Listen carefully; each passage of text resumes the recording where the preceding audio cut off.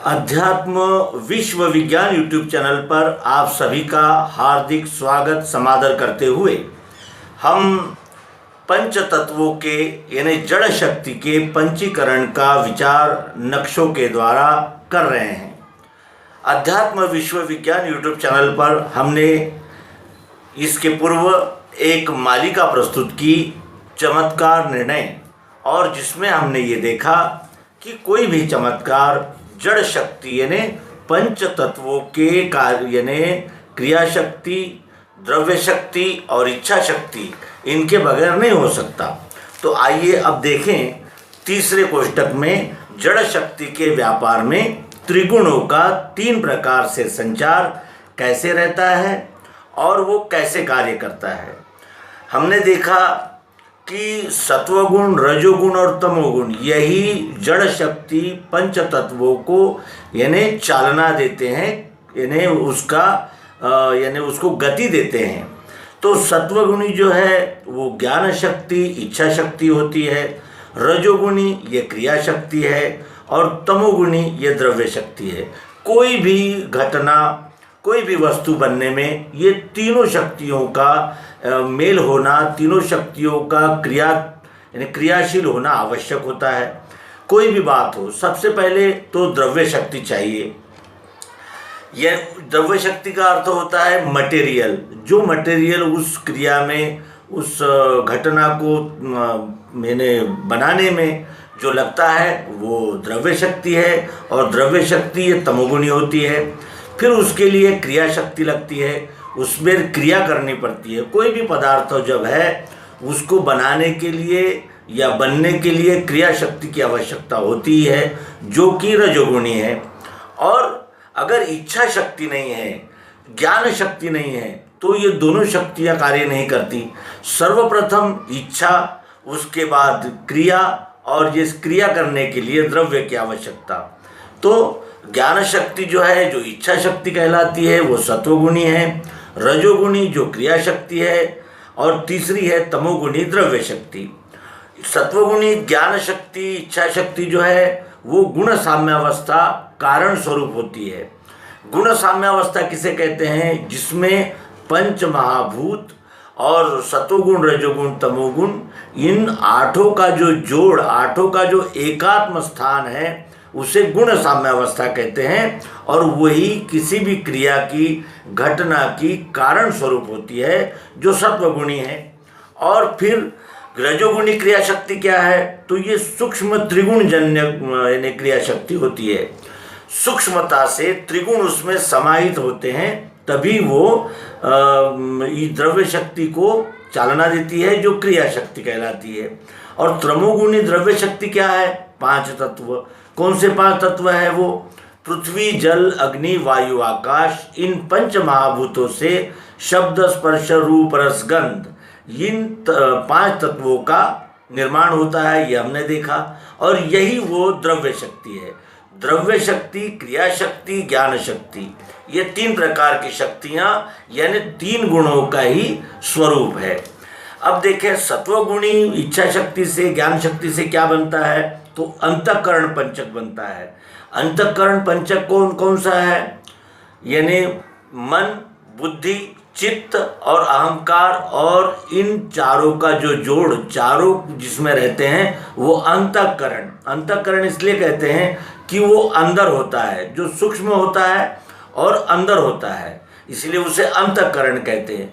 बाह्यकरण क्या है? हमारे आँख, कान, नाक, त्वचा, जीभ, ये हमारे बाह्यकरण हैं।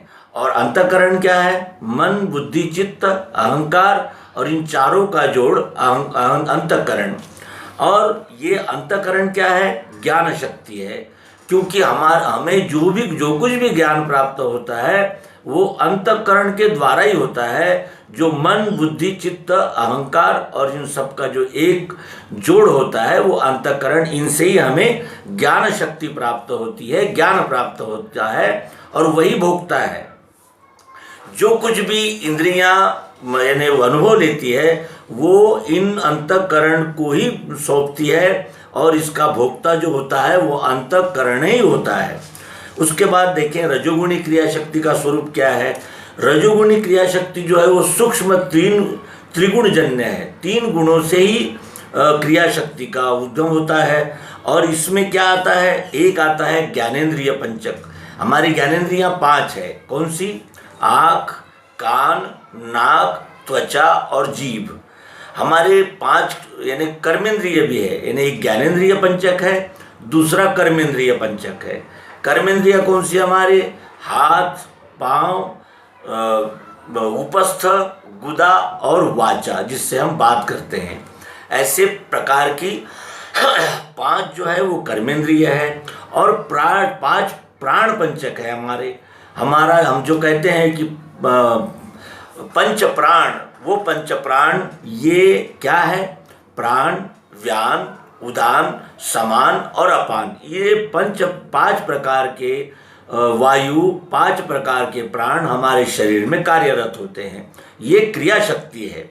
और इस प्रकार क्रिया शक्ति है, और यही भोक्ता के भोग लेने के साधन है। भोग लेने के साधन कौन से? हम किन चीज़ों से भोग लेते हैं? पंच ज्ञानेंद्रियाँ, पंच कर्मेंद्रियाँ और पंच प्राण। तो ये इस तरह हमने रजोगुणी क्रिया शक्ति को जाना। अब देखें तमोगुणी द्रव्य शक्ति क्या है। तमोगुणी द्रव्य शक्ति है 5 तत्व। 5 तत्व पृथ्वी, जल, अग्नि, वायु, आकाश, और इनसे बना हुआ ये स्थूल शरीर, ये द्रव्य शक्ति है। और द्रव्य शक्ति के भोक्ता कौन है? पंच विषय द्रव्य, यानी पंच तत्व जो है वो स्थूल शरीर में 5 विषयों का भोग लेते हैं। वो 5 विषय कौन से हैं? शब्द,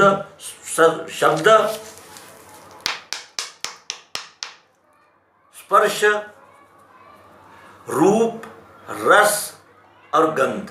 ये 5 जो है पंच विषय है, और यही भोग्य है। हम यानी सत्वगुणी ज्ञान शक्ति, इच्छा शक्ति से, और त्रिगुणजन्य ज्ञानेंद्रिय पंचक, कर्मेंद्रिय पंचक और प्राण पंचक, ये इन साधनों से कौन से किस चीज़ का भोग करते हैं? पंच विषय का। शब्द, स्पर्श, रूप, रस और गंध। यह तीनों शक्तियाँ एक ही स्थान में रहे बिना किसी कर्म का होना संभव नहीं है।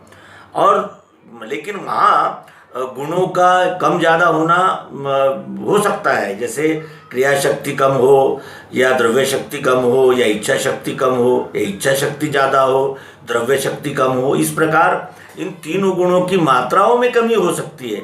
लेकिन जब तक ये तीनों गुणों की तीनों शक्तियाँ, ज्ञान शक्ति, क्रिया शक्ति और द्रव्य शक्ति इकट्ठा नहीं आती, तब तक कोई भी कर्म नहीं हो सकता।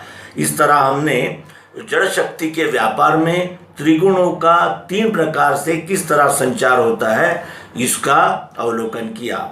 और यह इस नक्शे के द्वारा हम ये जान सकते हैं कि कोई भी क्रिया हो वो 3 गुणों के 3 शक्तियों से ही होती है। तमोगुणी द्रव्य शक्ति, रजोगुणी क्रिया शक्ति और सत्वगुणी ज्ञान शक्ति यानी इच्छा शक्ति। तो इस तरह हमने संक्षेप में इस नक्शे का विचार किया। आगे में भी हम जड़ शक्ति के साधारण असाधारण कार्य क्या है, जड़ शक्ति का पंचीकरण क्या है, जड़ शक्ति से यानी जड़ शक्ति के पंचीकरण से कौन कौन से पदार्थ निर्माण होते हैं, और जड़ शक्ति में 3 प्रकार के देह होते हैं, इनका भी विचार हम क्रमशः आगे के एपिसोड्स में करेंगे। आपसे निवेदन है कि इस एपिसोड के शुरुआत में जो हम इस नक्शे को प्रस्तुत करते हैं उसका विशेष अवलोकन करें, और उसके अनुसार ये जो उसका स्पष्टीकरण किया गया है उसको ध्यानपूर्वक देखें, समझें, और कमेंट बॉक्स में अपने विचार, अपनी शंकाएं अवश्य नमूद करें। धन्यवाद। नर्मदे हर। सद्गुरु भगवान की जय, विश्वरूप परमात्मा की जय, और सभी यानी विभूतियाँ और हमारे गुरु स्वरूप सभी मित्रों की जय जयकार के साथ इस एपिसोड को समापन करेंगे। धन्यवाद।